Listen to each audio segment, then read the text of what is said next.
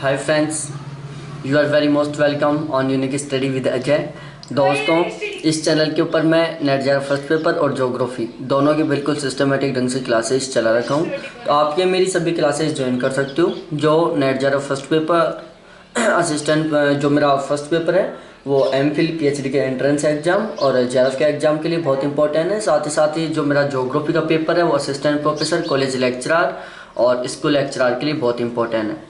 तो अब हम डायरेक्टली बात करते हैं क्वेश्चन नंबर 1 पर कि एक शोध कर जो ये पेपर है 6 दिसंबर 2019 का हुआ था, विजुअल आर्ट्स का, और ये मॉर्निंग शिफ्ट का पेपर है। तो इसमें हम बात करते हैं क्वेश्चन नंबर 1 पर, एक शोधकर्ता शोध परिणामों को शोध प्रबंधन के रूप में अंतिम रूप प्रतिवेदित करते समय आमुख में अपने पर्यवेक्षक की सहायता को स्वीकार करता है, इसे क्या माना जाता है। क्वेश्चन आपको बिल्कुल ध्यान से पढ़ना है, थोड़ा टाइम लेके पढ़ो, लेकिन उसको इस तरीके से पढ़ो कि उस क्वेश्चन को आपको दोबारा ना पढ़ना पड़े। और इतना भी टाइम मत लगाओ कि आप बहुत टाइम लगा दो, जिससे कि 1 मिनट एक क्वेश्चन को पढ़ने में ही लग रहा है। थोड़ा जल्दी पढ़ो लेकिन सावधानी से पढ़ो।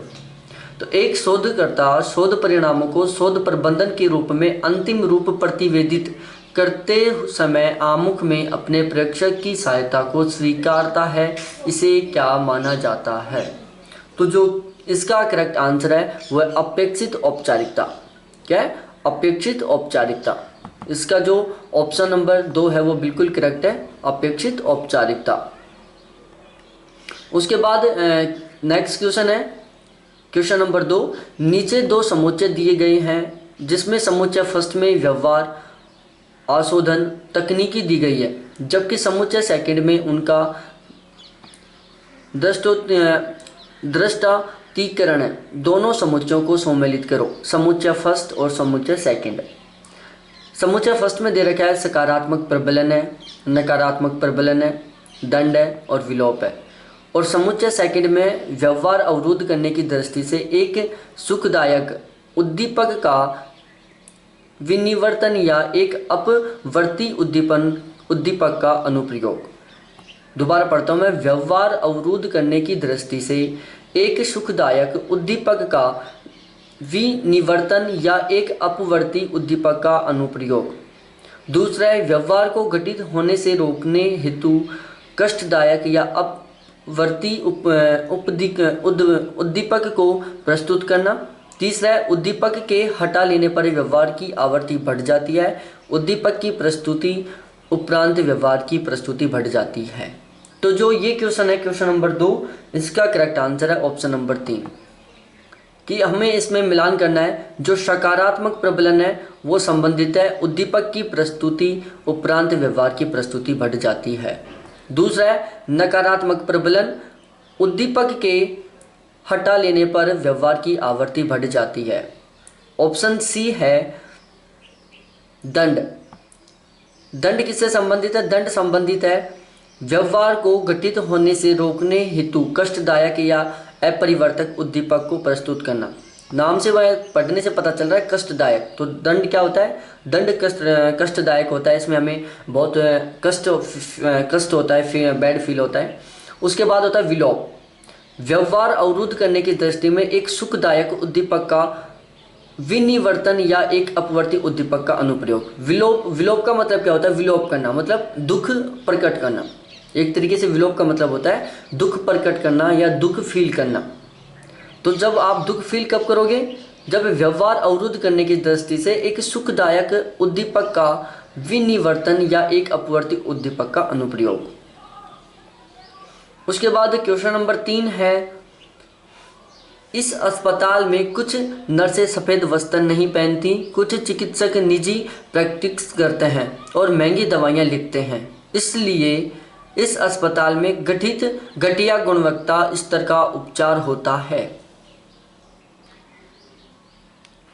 तो इस युक्ति में कौन सा हतावाभास है?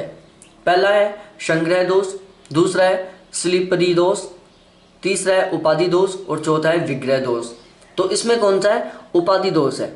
क्या उपाधि दोष है? इसमें ऑप्शन नंबर 3 इसका करेक्ट आंसर है।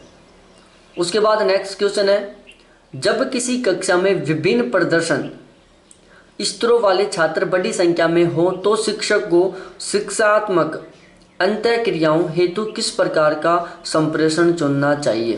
तो इसका करेक्ट आंसर है ऑप्शन नंबर बी, टेक्नोलॉजिकल सहायता। क्या है? टेक्नोलॉजिकल सहायता। इसको मैं एक बार शॉर्ट करता हूँ, टेक्नोलॉजिकल सहायता। उसके बाद नेक्स्ट क्वेश्चन है क्वेश्चन नंबर 5, स्मृति स्तर के शिक्षण में निम्नलिखित में से किस पर बल दिया जाता है? देखो ये एक टीचिंग एप्टीट्यूड का टॉपिक है जहाँ पर 3 प्रकार के स्तर होते हैं। एक स्मृति स्तर होता है, दूसरा चिंतन स्तर होता है और तीसरा विमर्श स्तर होता है।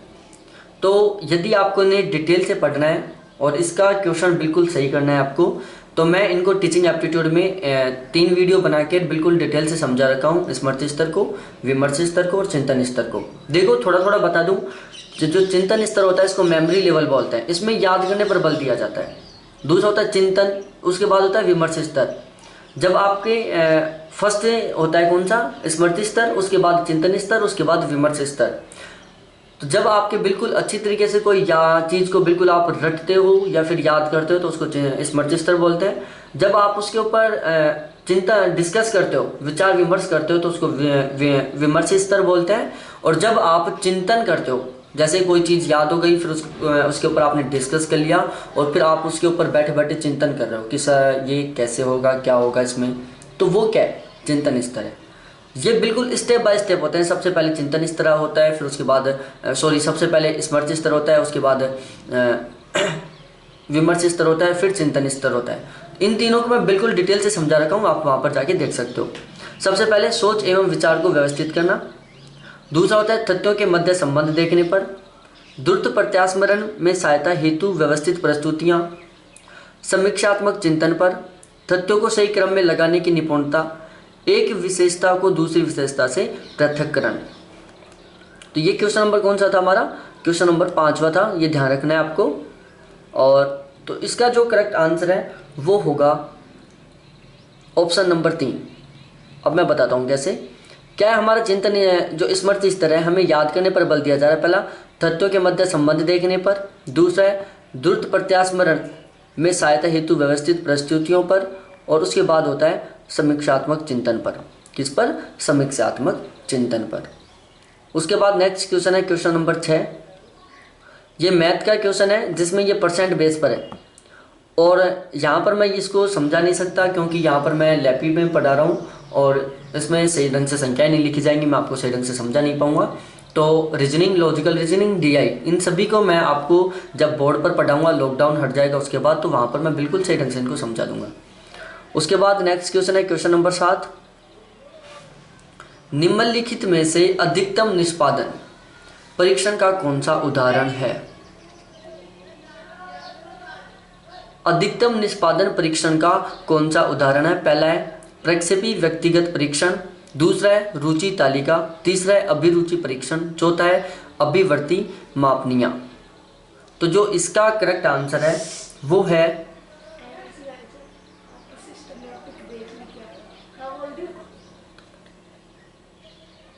उसके बाद है इसका जो करेक्ट आंसर है 7वीं का, वो है अभिरुचि परीक्षण।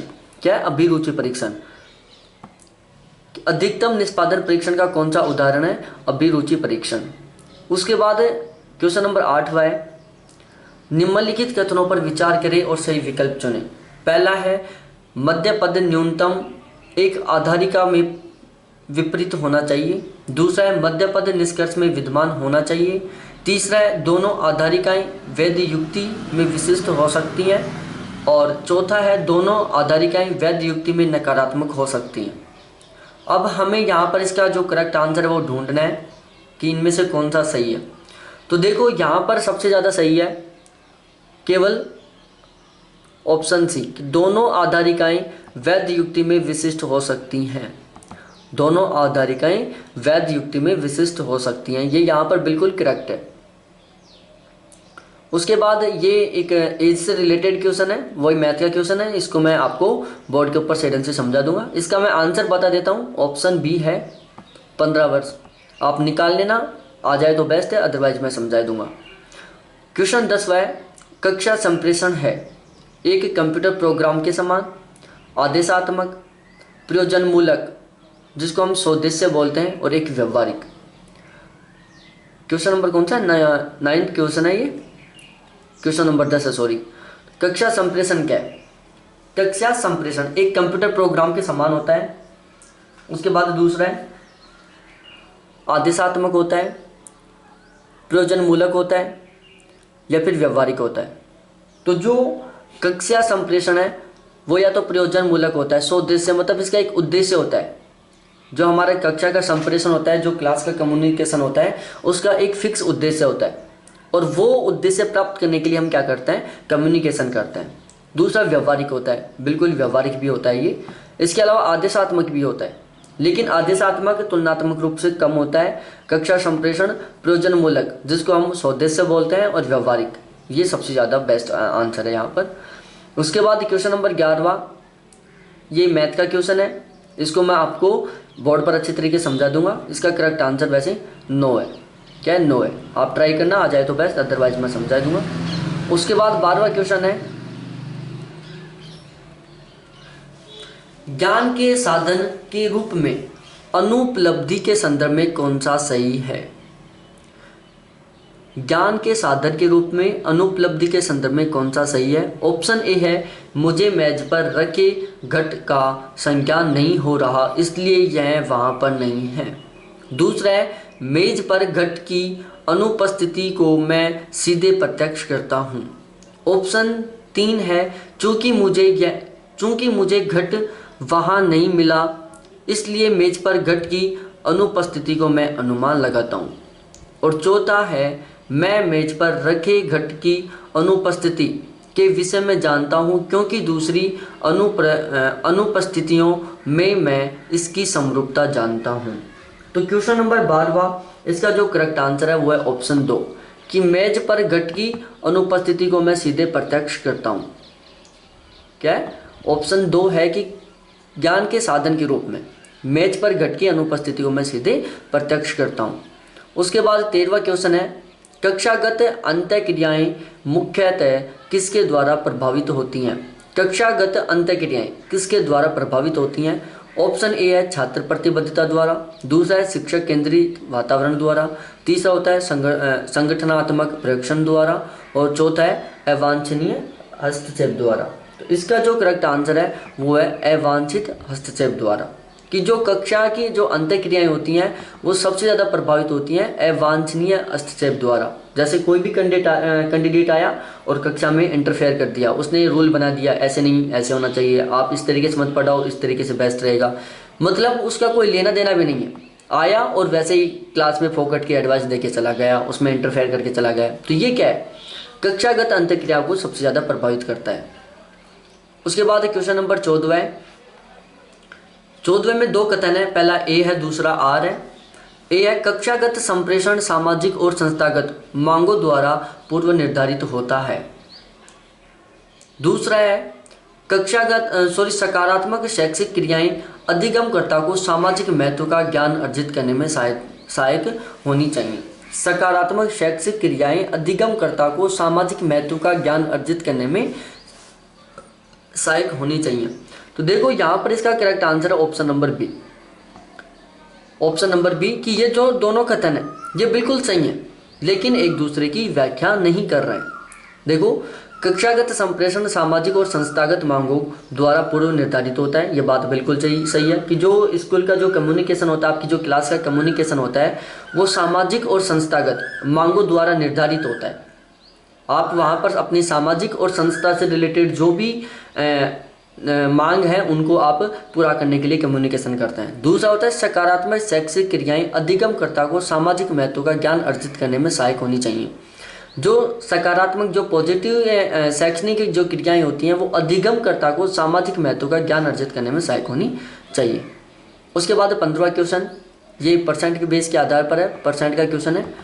एक बिल्कुल सिंपल सा मेथड है जिसको यूज करके मैं इस क्वेश्चन को आपको समझा दूंगा जब मैं बोर्ड पर पढ़ाऊंगा आपको। ये रीजनिंग का क्वेश्चन है। चलो इसका मैं आंसर बता देता हूँ। इसका जो करेक्ट आंसर है वो 4%। और जो रीजनिंग का क्वेश्चन है इसको भी मैं बोर्ड पर अच्छी तरीके से समझा दूंगा। इसका करेक्ट आंसर है 62। बहुत सिंपल क्वेश्चन है ये। और उसके बाद ये क्वेश्चन आता है 17वां, निम्नलिखित में से कौन सा विकल्प किसी तर्क का विशिष्ट लक्षण है।